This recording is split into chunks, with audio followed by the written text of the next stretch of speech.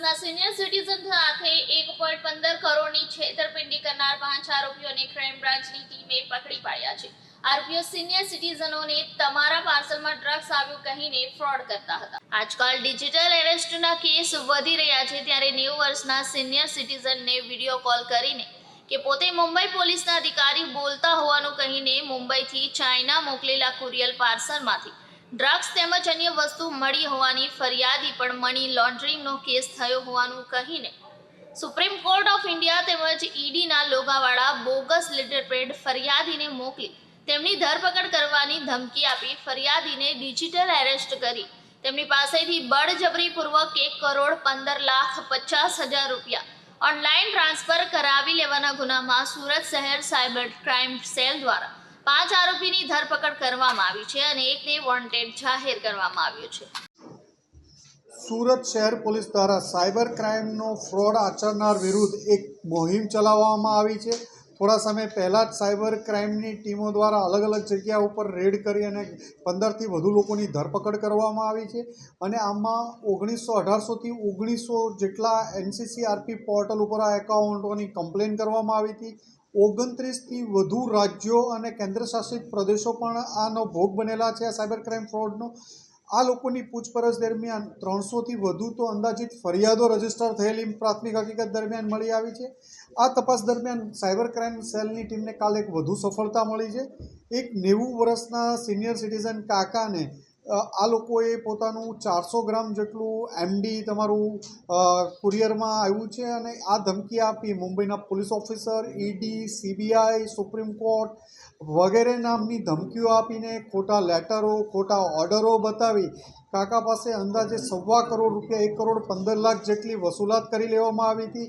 એમને 15 દિવસ જેટલો સમય જેટલા ડિજિટલ એરેસ્ટ રાખવામાં આવ્યા હતા। આ લોકોની પૂછપરછ દરમિયાન જે કાકાની વધુ પૂછપરછ દરમિયાન એમણે સ્કેચ બનાવીને એક માણસનો ફોટો પણ સ્કેચ બનાવી આપ્યો કે આ માણસ જે એમને ડિજિટલ એરેસ્ટ કરેલા હતા એમનો ફોટો સ્કેચ પણ બનાવી આપ્યો છે।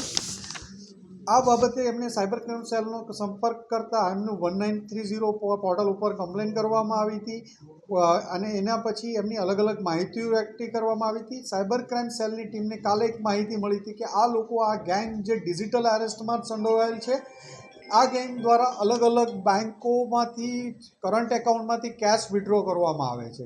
તો આ અનુસંધાને કાપોદ્રા વિસ્તારમાં HDFC બેંક પાસે એક જગ્યાએ વોચમાં રહી અને 5 ઇસમોને પકડી પાડવામાં આવ્યા, જેમની પાસે 9.5 લાખ રૂપિયા જેટલા બેંકમાંથી કેશ વિડ્રો કરેલા મળી આવ્યા છે। એક 4-વ્હીલ ગાડી મળી આવી છે i20।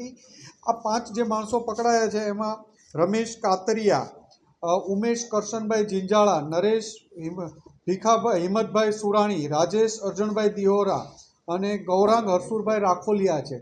આ 5 માણસોનું મેઇન કામ હતું, જેમાં 3ના નામે તો એમના પોતાના જ નામે કરંટ એકાઉન્ટ અને બીજા એકાઉન્ટો ખોલવામાં આવ્યા હતા અને આ એકાઉન્ટમાં પૈસા ટ્રાન્સફર કરાવવામાં આવતા હતા।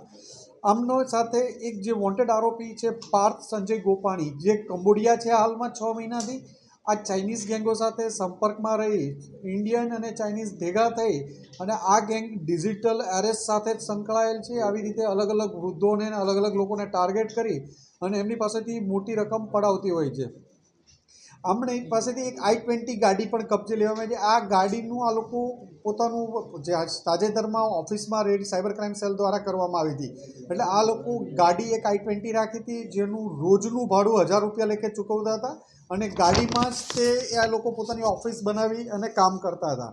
આમની તપાસ દરમિયાન પાર્થ આ લોકો જે એમના કરંટ એકાઉન્ટમાં પૈસા આવે એ બેંકમાંથી 5 લાખ જેટલી એકાઉન્ટ ચેકથી વિડ્રો કરી આમને રાજેશને આપતા હતા। રાજેશ આ એમાઉન્ટ USDTમાં કન્વર્ટ કરી અને ચાઇનીઝોને આગળ આપતા હતા।